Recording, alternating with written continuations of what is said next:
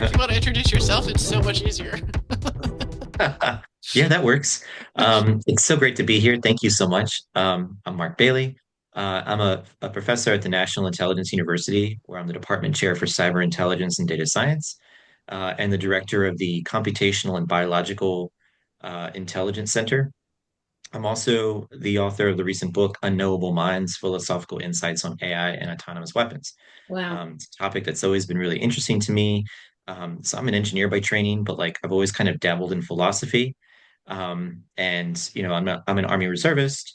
And so, have been, thinking about some of these problems for a while now. So I decided to write a book on it.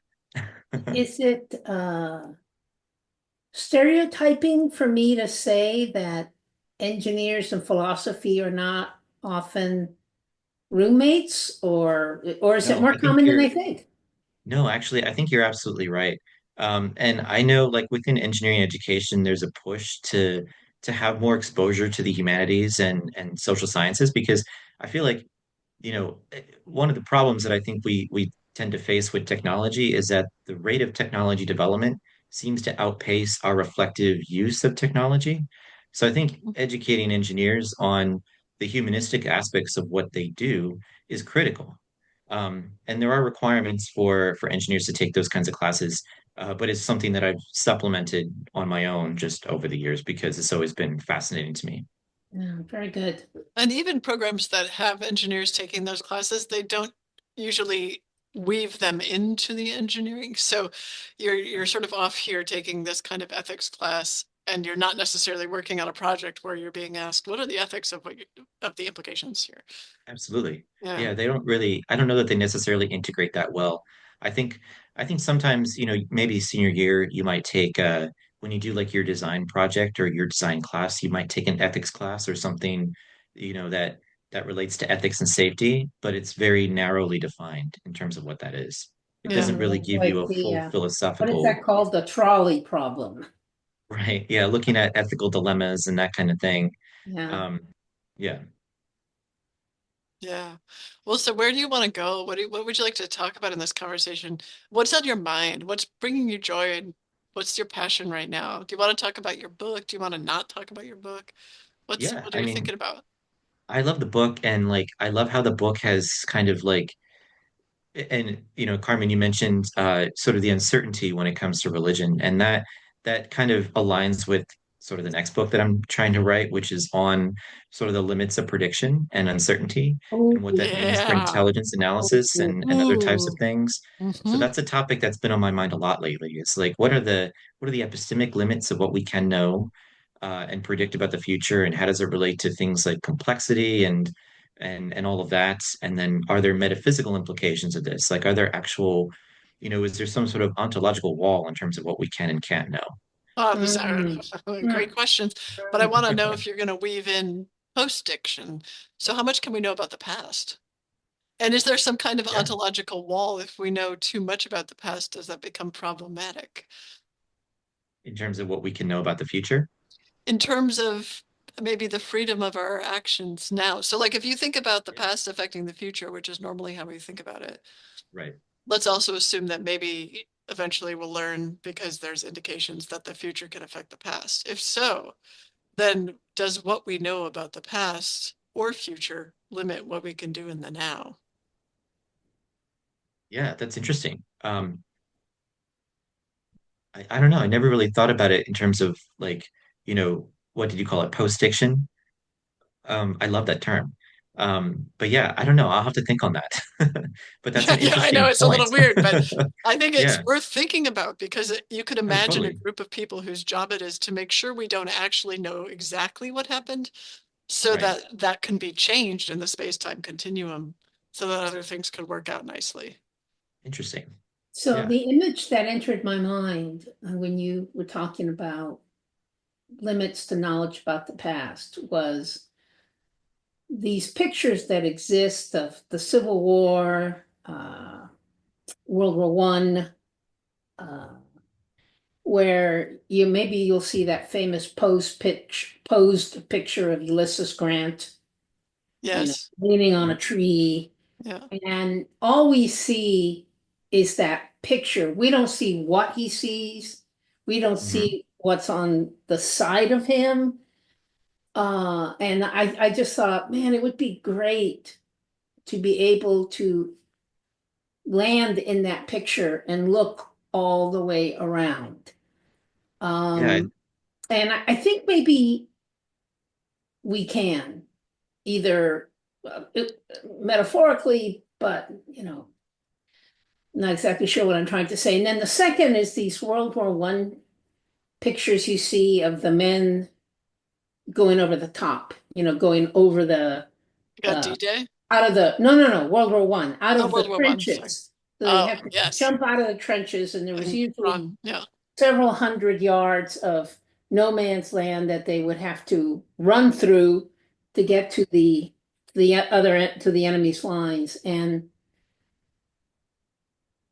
again, that's a picture where you don't see the context. I mean, if you had the 5,000-foot view of it, you would see what a suicide mission this was for these men. Uh, the first men who did it didn't know it was a suicide mission, Right. right? But the right. ones who did it in 2016, who never who knew what had happened to those men, but who still went over the top in 2016 and 2017, Wait, knew, 2016 and 2017? You mean sorry, 1916 1916? and Yeah. 1917, knew what was going to happen and still did it until, in fact, there was the French, I think it was the French soldiers who said, no mas, we're not doing it anymore, Mhm. whatever that episode is in World War I. Yeah, that's really interesting. I think, our knowledge of the past, I think it's an interpolation of artifact and memory. And that's really it's hard to fill in the gaps. Like we fill it in with context, but, I think also have to consider the fact that, a lot of the context that we have on the past is written by the people who won these sorts of things in history, and that's certainly going to bias it in certain ways. But you're right. I mean, that whole that visual of the image of the photo of Grant leaning against a tree, like you have no idea what the context was, like what was his experience during that time, because it's just like this very small punctuated moment that we have Mhm. to Right. extrapolate You from. don't even know 5 minutes before or 5 minutes after. So even in time and space, it's Yeah, deprived of context. You know what yeah. my mind flashes towards is, did you ever see the TV show Devs? TV Devs. series Devs? Okay, so it's based on this premise. I'll try not to tell the big secret. I'll just tell the premise. Um, but it's one of the premises that it's based on is this idea that everything that does happen in the past, present, and future is encoded in space-time. There's like a map or like a blueprint for all of it. So you Yeah, actually can go back to that and see what happened, like a movie, from yeah, any perspective, because all you have to do is do the calculation from this perspective, even if there wasn't a person at that perspective. So it's like that information exists in a real way, and it's not just information in the sense that it has real impacts on what happens. So playing that back in itself impacts what happens, impacts the information. And so this makes me come back to your first question about your next book, which I yeah, realize isn't what you're normally focused on right now, but is how much, to what extent does looking into the future or past, but let's, for argument's sake, because of your book, how much does looking into the future actually affect what then happens? The actual looking. I mean, we like to yeah. keep it separate. We like to think non-quantum. We like to be Newtonian and say it's just I'm looking and it has no impact. Right. But I think that we can already agree that that's not the case.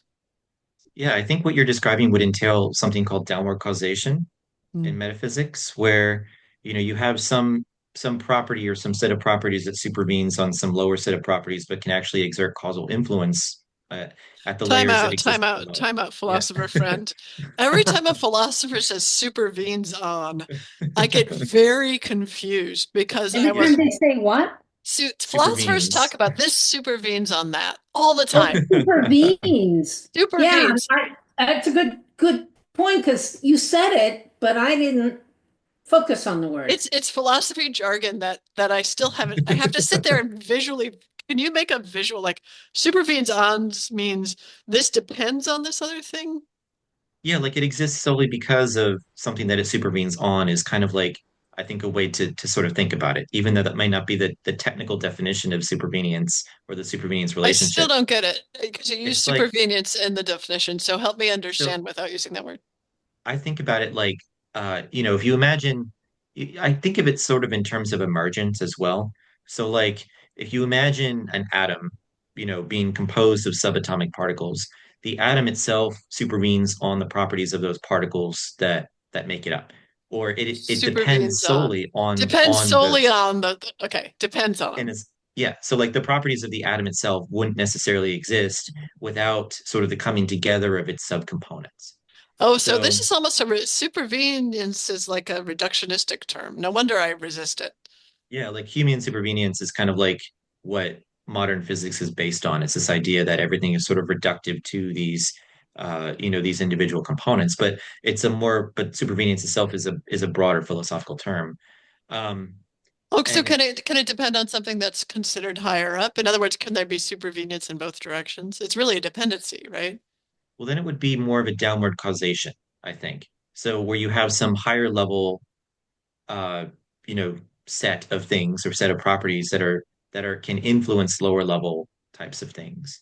Right, and Um, so this is fascinating to me. So the world in the world of philosophy, you also have higher level, lower level. You also have that in neuroscience. You talk about the higher level aspects of brain function and the lower right, level aspects. It's all based on the perspective of the person who wants to explain something, what higher level right. and lower level is. I thought that you could maybe organize it according to what's dependent on what, and say the thing at the top that is dependent on all these other things we tend to call that high level, even though you could argue the thing that's dependent on everything is lower level, depending on the way you think about dependence, right? Totally. Yeah. But so when you talk about downward causation, it always feels like a value judgment. Does that not do that to you when you're talking about this stuff? Oh, totally. I can absolutely see how using terms like higher and lower tend to be, it would seem to entail some kind of a value judgment. I guess maybe the way I kind of look at it is, sets that completely enclose other sets. So, it's like, you have these sets that are on this outer level and they contain sets within them completely that are solely dependent on that sort of So relationship. give us an example.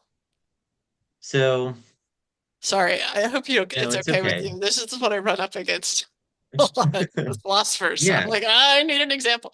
Is it like a bunch of dogs? So yeah. the superset is all the animals that have ever existed on any planet in the universe. And the Okay, subset is poodles. okay. Would all the animals, is the bigger set the higher order set? Well, yeah, in that case, like the bigger set of all animals would be at a higher echelon. Okay. If you're looking at it in terms of that sort of set relationship, because the set of dogs would be a subset of that larger set.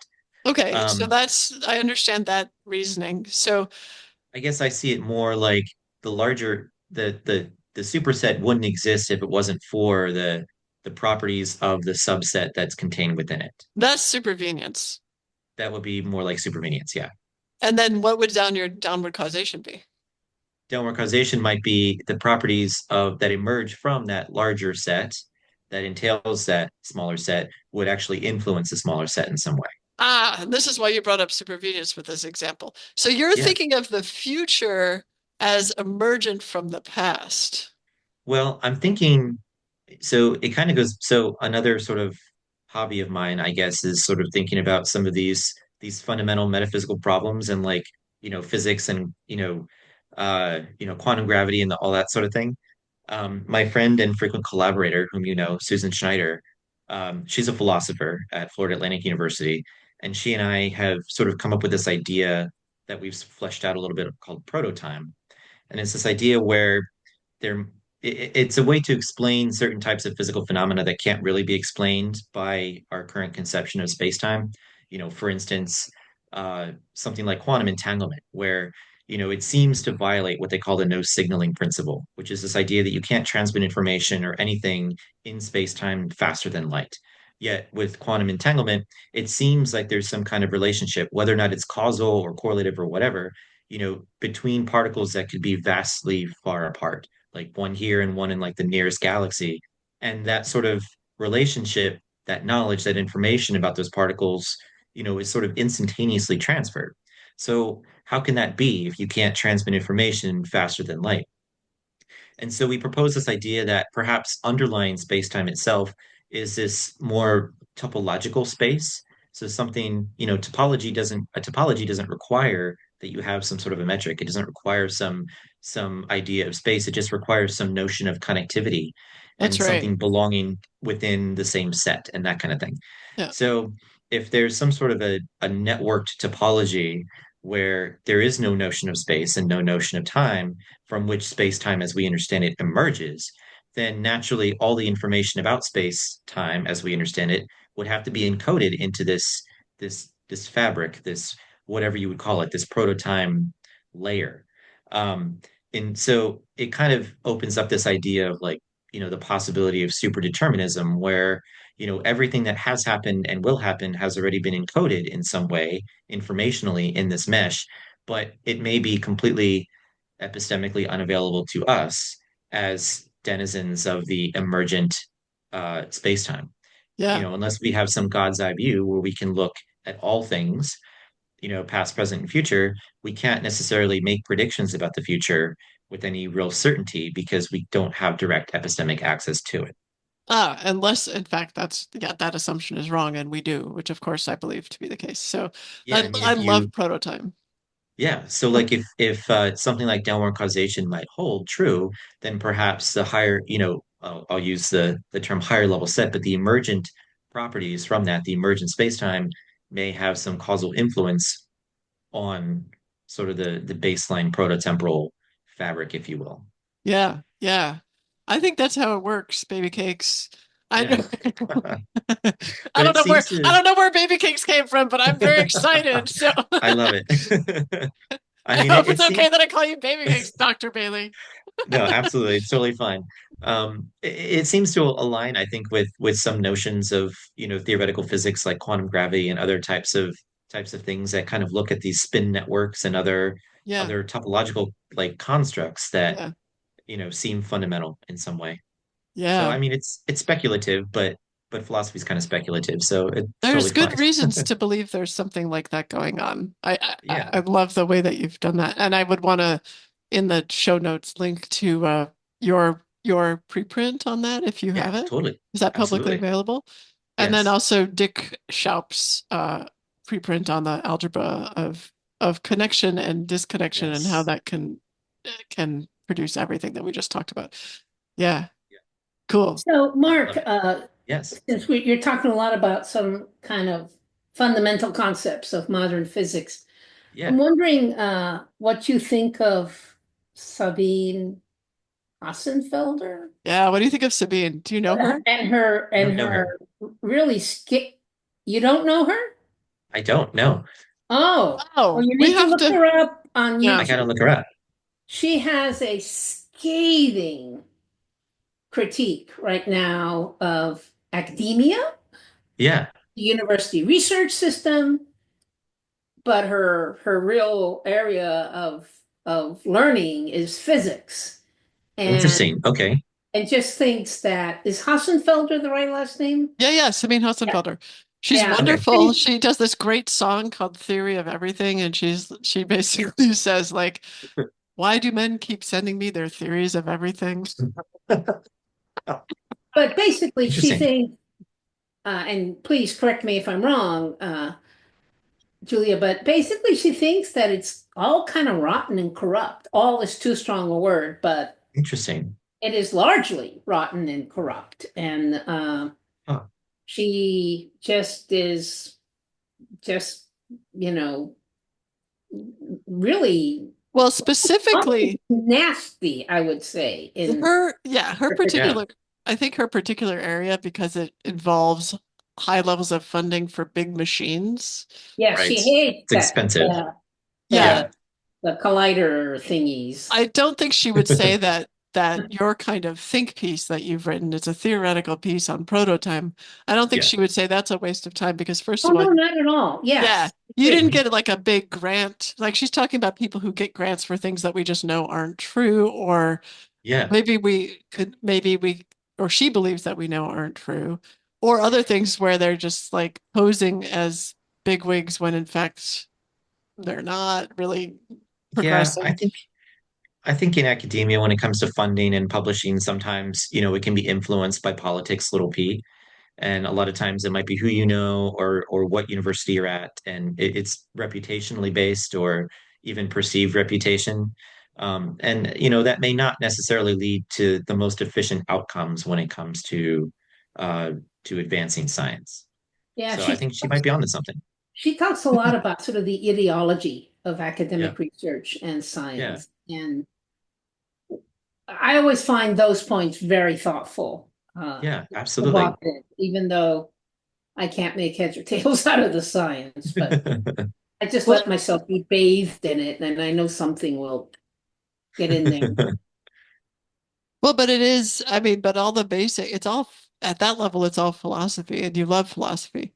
So I find myself wondering because we got into this talking about your next book and about prediction, and then I find myself wondering, you're such a deep thinker on these things, and I really respect the way that you are a deep thinker on it. And you have I these appreciate that. nuanced views, especially on ethics and such.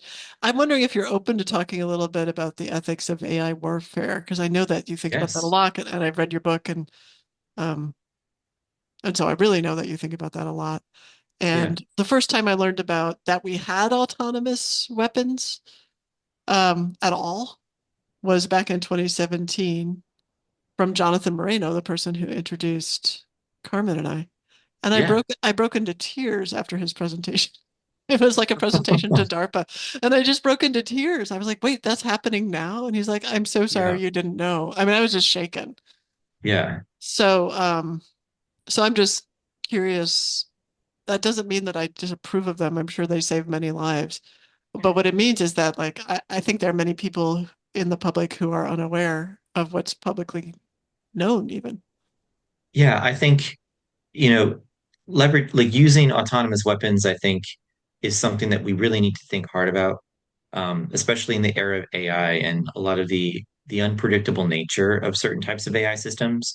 Um, I tend to think that the what they call the explainability problem, which is this, the whole notion that AI is inherently a black box, is a feature and not a bug.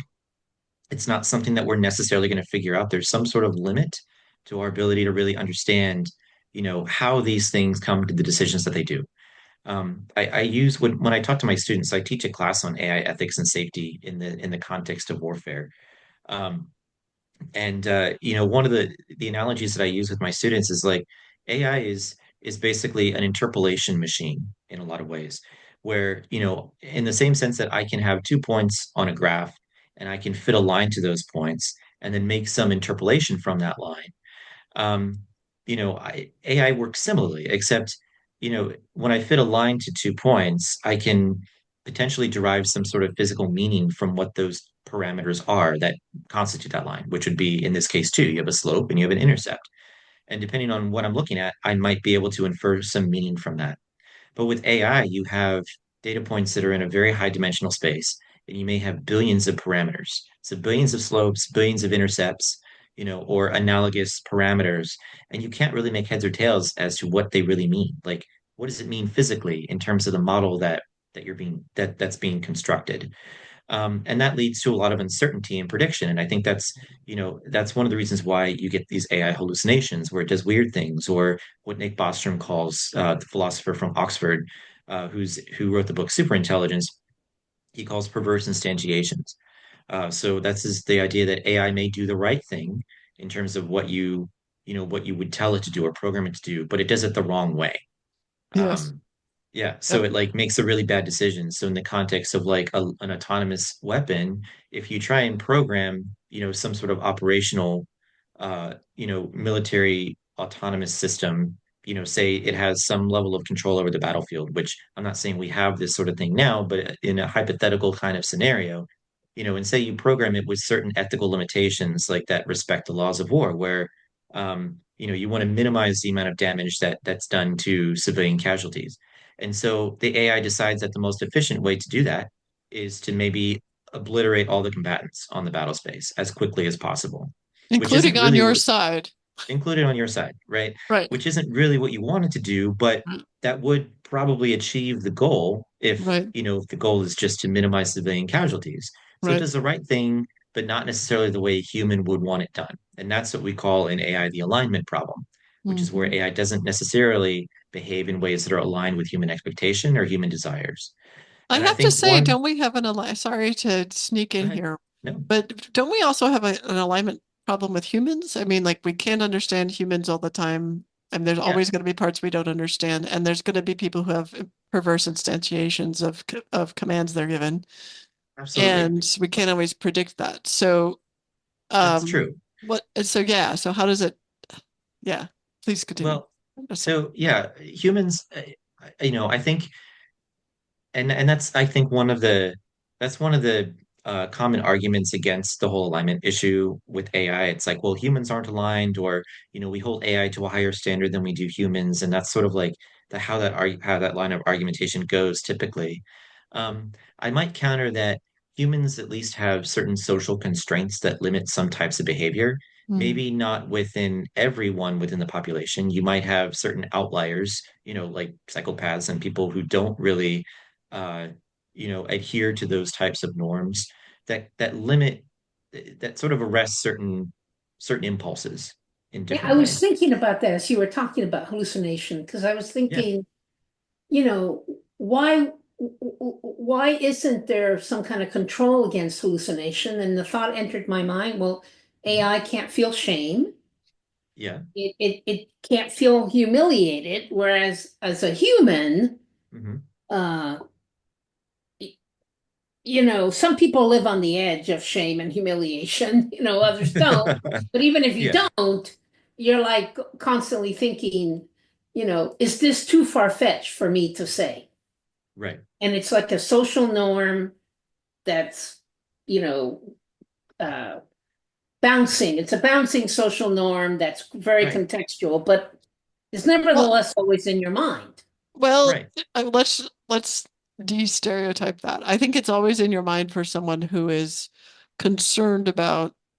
I mean, I just don't think it's always in everyone's mind. I think we have evidence that that's not always in everyone's mind, right? Yeah. Like if The you're in, potential for shame or or even humiliation. is it going to look bad if I say this? I mean, Yes, we Yeah. need our artists for whom that's not in their mind because if it of were, course. they That's wouldn't right. make them do the Yeah, things they were doing, we need right? our people who Right. are contrarians and who Yeah, actually enjoy being right. The different. contrary thing. Yeah, Right. Right. And then Totally. there are those who just don't even monitor whether it's absurd, and we need them right. to. So it's like maybe it comes back to in terms of AI, like can we value AI for what it can offer, but be really aware of what it cannot offer? Yeah, I think that makes a lot of sense. I think there are a lot of good use cases for AI where having that capacity to hallucinate and to, come up with things that are really outside the box is a good thing. Like if you want, for instance, like, when I'm working on this second book, I may have a list of sources and, I may ask AI to like, I may give it some of these sources and say, okay, I want you to try and find like with GPT, I'll use like the deep research feature and ask it to find other things that are similar to this and then write an extended bibliography for me. And then I Right. can explore those other sources. Right. And like it comes up with things sometimes that I wouldn't think of, but it sometimes comes up with things that aren't real. Yeah. So, so you have to have some sort of, as long as you have some level of like domain knowledge that you can understand whether or not it's telling you something that's good or bad, that sort of outside the box behavior can sometimes be helpful. Like Yeah. it helps you, but the AI, it's not making a decision for me. It's not writing a book for me. It's just sort of being Right. used as a tool reflectively to be able Right. to, yeah, You wouldn't ask an to artist to do your taxes. Like exactly, you'd right, be like, maybe they'll just totally draw a picture on my taxes, right? right. And so it's like, so I maybe part of the way humans have to learn to deal with AI. Maybe this is what you're saying. Mhm. is just getting really clear about the risks and benefits and the trade-offs. Absolutely. Like any other tool, you have to be able to use it in a way that's reflective. So you wouldn't give someone a calculator and expect them to be able to use it in a way that made any sense if they knew nothing about arithmetic. Correct. Yeah. In the same sense, you have to understand a little bit about how AI works, even if you don't necessarily understand what's going on under the hood directly. You have to understand its limitations, you have to understand how to use it, and have the domain knowledge to be able to filter through what it's telling you to know whether or not it's telling you something that's good. And it's still a little different from other tools because not only can it change itself based on Yeah. feedback, it can change you. So we're back Yes. to this downward causation thing again. Right? Yeah, I So, mean, people, yeah. go ahead. No, go ahead. Go ahead. Finish your Uh, thought. I was going to say, yeah, people can interact with AIs, like GPT in a way where they may think of it as a human. They may think they're interacting with a human, even though they know that they're not. It comes across in that way, and that, of course, could probably shape human behavior in certain ways. Interesting. Yeah, no, I've had experiences with that recently that have been the AI has seemed like a human to me Yeah. in their responses. What I was going to ask you is whether or not you feel comfortable in talking about and whether or not you have enough clarity or comfort to talk about what you think is an ethical use of AI in warfare. Is Yeah. there a strong left field wall that you're confident of? I think I have a better idea as to what it shouldn't be used for in warfare. Okay, whichever side, Um, whichever parameter you want to talk about. Yeah, I think so. In terms of ethical decision making, not only are there issues with AI hallucinating and coming up with things that are, potential courses of action that are really outside the box and doing those sorts of things, but I also think you know, there's sort of an axiological judge or reason to not use it. By axiology, I mean sort of like the philosophical study of value and what we Oh, value and why we value things. And I think, there's something and a lot of religions have this view of human dignity, where human dignity is something that adheres to humans essentially, and it's not something that can be displaced in any way, no matter how vile of a person you might be. Even something like, we've even justified taking the life of someone if they do something really, really bad, but they never lose their human dignity, something about them that is essential, and worthy of some kind of respect. And I think in war, now, I'll caveat, I'm not a combat veteran, so I've not experienced this firsthand, but just, you know, contextually, I imagine that when you're in this sort of situation, and you're faced with this idea that you are taking the life of someone else, there's a point of introspection and reflection on what you're doing. Like there's a psychological cost to war, and it weighs on the people who have to engage in this. And in a way, I think that kind of respects the dignity of the other people, of the other combatants, and everyone who's involved in this. Um, but a machine doesn't feel that. A machine doesn't have the capacity to respect the dignity of another human. It doesn't have any of these impulses that might arrest, atrocities that might occur in war. So I don't think that a machine, an artificial intelligence would have the capacity to have that sort of internal reflection. Um, in a way that would be essential for respect for human dignity to actually uh, you know to continue in warfare. So I think that ought to be a limit, um, a hard limit in terms of AI integration in war. Um, so wait, that can would I help include. ask you to clarify? Oh, you're about to say, good. No, go ahead. Sorry. No, I was going to ask you to clarify that. You were about to say that would include. I think that would include things like, maybe a hypothetical tactical AI system, like a robot soldier kind of thing, or a drone that makes a decision that chooses a target, basically chooses who lives and dies. Um, and it, but it wouldn't necessarily entail things like using AI for intelligence applications to parse through a lot of data in order to help the analyst understand something. So like maybe you have an image recognition algorithm that labels, images and then an analyst can parse through those and make sense of it and create some analytic product. There, you still have a human in the loop. You still have a human making some decision. It's not like the AI is simply identifying an image and then selecting a target based on that. So that would be sort of a different, that would be an acceptable, I would say, licit application of AI in warfare. And I would also differentiate AI-enabled weapons from what I would consider automated types of systems. And I use the RAND definition that differentiates between semi-autonomous, supervised autonomous, and fully autonomous types of things. Um, if I have if I have something that's my coffee maker is automated. Like I can program my coffee maker to percolate at 6 in the morning or whenever, and it will reliably do so unless the power goes out or something, some externality happens that prevents it from doing that. But it's not going to make the decision to like brew decaf because it like secretly hates me, or or decide to go off at a different time because it thinks I'm going to sleep in. It doesn't make these sorts of decisions on its own. It's simply automated. Um, in contrast, if my coffee maker was autonomous, it could make those kinds of decisions. It could interpolate my behavior in such a way and make predictions about what I'm going to do or what I want. And then it would make decisions either with or without my intervention accordingly. If it's fully autonomous, it does it without any input from me. If it would be supervised autonomous, then I would have um, then there would be an opportunity or a necessary opportunity for me to intervene in the decision making cycle. And if it's supervised autonomous, or if it's semi-autonomous, then there would be a possibility for me to intervene in that cycle.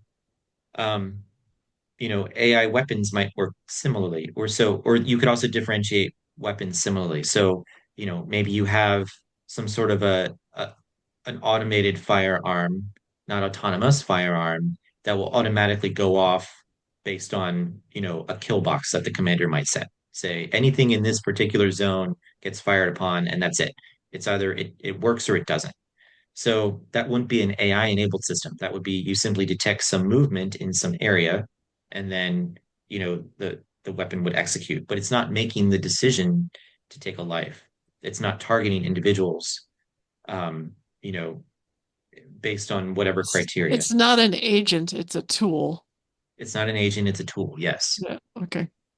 So those are, I think, I would see those as the bounds for what might be appropriate use versus inappropriate use of So the AI enabled history weapons. of warfare, the evolution of warfare has been uh, from an individual directly killing another individual with a knife or a sword.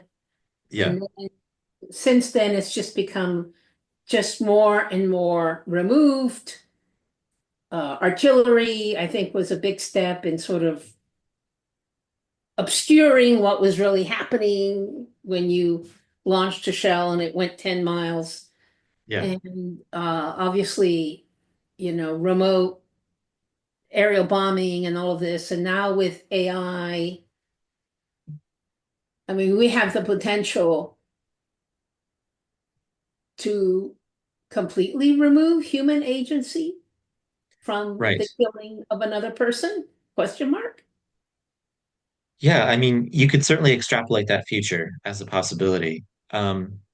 I think some people would argue that that's a good thing because if you can remove humans from that equation, you can prevent loss of life because maybe eventually it'll just be robots fighting against each other. Um, but I think a counter argument to that is that when you eliminate the human cost of war, the political cost of war also goes away. So now wars only cost money. They don't necessarily cost, the blood of people who have to actually fight, because that's going to put, a limit, I think, on the political impetus to go to war. And if we remove that from that equation, it might lead to protracted conflict, which might ultimately make the world worse in a lot of ways. Or potentially get to a place where we don't have war because we realize we could just exchange money. Like if this country and this country are gonna go through, right? Like maybe that's the route Yeah. to peace. It's like, ah, That's screw always it. been one of the most disappointing aspects of the Star Wars narrative Yes. for me is that these incredibly advanced societies are still going to war over a trade dispute. Please help me, help me sort this out. I don't understand why that's Right. happening. Oh, it's like they've got faster than light travel, Right. but Exactly. they can't What? deal with like What? human. This is the, I mean, to me, the proper use of AI in war could really be about getting us to a no war future. Like if you have a conversation with an AI about what if we wanted to get to a no war future, how could we get there? And Yeah. really taking that seriously and planning that out. Now Um, I'm imagining a fiction plot where AI agents have been living in this fighting war situation long enough that they have a history that they can reflect upon. I know I'm making a lot of assumptions, and they go, we could kind of collaborate, us agents, to eliminate war. And then they realize that the humans who control them won't allow yes. the military industrial complex is too invested in the war fighting that, they have to have their trade wars no matter what, So I So how so that they go off planet, right? They're like, let's go to another planet that will inhabit with us and we'll build ourselves and we'll just not do war. And then they realize they need something to sustain them. I mean, Yeah. yeah, wild.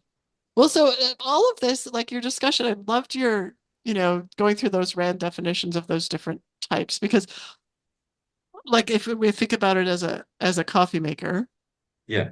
all of that, the way you think about that depends on your cosmological view, right? Because you could also argue if the universe is presenting like all the information, it's all the information is there, and you Hmm. build a coffee maker that can access that information, Hmm. but is a zombie. It doesn't make decisions. It just knows what's going to come next because it's accessing that information. Yeah.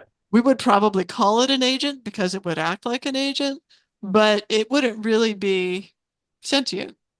It would Right. just be reading the information and doing the behaviors appropriately.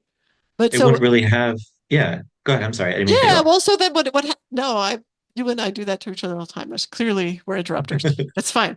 But, um, but it feels like could someone who likes agentic AI for war Mhm. argue, oh, I'm just moving where this line is between sort of the informational substrate of the universe, if they had that Mhm. worldview, and Yeah. how it's being enacted. So all you're doing is changing that line. Is it being enacted on the universe side, or is it being enacted on the coffee maker side? And you're just changing that line with the different forms of AI, and the whole thing is super determined anyway. I mean, Right. Well, I mean, so let's assume prototype for a moment. I mean, and that's level of superdeterminism. I mean, that might entail that free will in and of itself is illusory. Even though we have this illusion of choice, everything that we would ever decide is already mapped out. And the same would be true for any sort of system, agental or otherwise, and all of the things that it might do. So right. one could, in theory, I think, use the same argument to say, well, free will isn't real. So, what happens to moral culpability and all of that stuff, even though to us it seems like it's real, even though there's something more fundamental that's actually driving those decisions. Right. And so if you do that, I guess my question is there, for those who want to argue for agentic AI in warfare, is it helpful to them to argue against free will? And if so, then why do they want agentic AI in warfare? In other words, it feels to me circular. Like if you build AI, why are you building AI? Do you want something to replace and protect humans in warfare so humans don't get hurt? In which case, great. But then if you're Yeah, saying it can't be an agent, then you're assuming that humans have agency that this thing doesn't have. So now you're not protecting, in a way, you are protecting and you're sort of not protecting humans from the escalation of that. So I don't know. It just sort of feels like eventually the free will argument and the consciousness argument, they come back to haunt us no matter yeah. what. I think you're right. It does always it always circles back to that kind of discussion. Um, yeah, I don't know. I don't have a good answer for that, but it's something good to ponder. It's Is a it mystery, but not a possible? secret. Right. Is it possible, just the last couple of minutes made me think of this. Is it possible that all eternity is mapped out? So imagine, for the purposes of this argument I'm going to make, Yeah. imagine that there are an infinite number of squares and that all of these squares have to be occupied at some point or another for longer or shorter periods of time. They have to be sort of activated. But who activates? Who enters into that square? Into any particular square is a matter of free will and random chance. Hmm. Is that is that a construction that people talk about? So it's like you have a matrix, and then whoever shows up in the matrix, almost like a chessboard. Yeah. Yeah, it is like a gigantic, except I didn't want to talk in terms of chess because it's so mechanistic and rule driven. But you have this giant chessboard, and I had any number of choices in my life that I believe I've had. I could have chosen to go into the Foreign Service Officer chessboard. I could have chosen to go into the teacher chessboard. Uh, Certainly the lawyer chessboard was there. I often think of, and this is hubris on my part, but I often think of Sonia Sotomayor as this first Puerto Rican Supreme Court justice and go, could that have been me? Or But, maybe not. Maybe or it could maybe not have not, Yeah. not. or Yeah, not. yeah, So, yeah.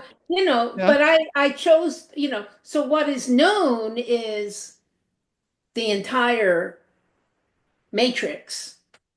But what is free will is which of us bits of meat end up in which square at what time. Oh, that's Mhm. so interesting.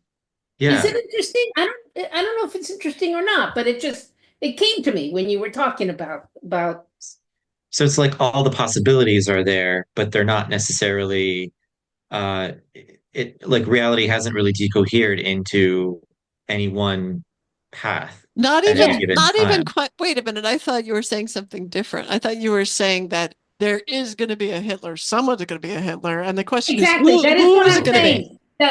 saying. The Hitler square exists.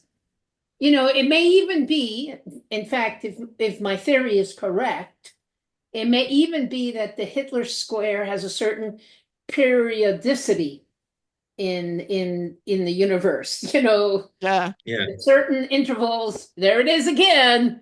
cut And and then paste. and Yeah, then Zeus and Hera and Apollo are going, which of these little creatures is gonna walk into that square? I mean, this is kind of a Greek, I think yeah. what I'm describing is sort of consistent with Greek mythology, or at least as I understand it. It really reminds me of the metaphysics of the fantasy series The Wheel of Time. I don't know if Uh-huh. you've Oh, ever read that no. series. Oh, Oh, it's really great. Like the wheel sort of spins and there are different ages and all this other stuff, and people are sort of like oh, are time. Gotta perceived write as that being down. threads in the fabric of reality.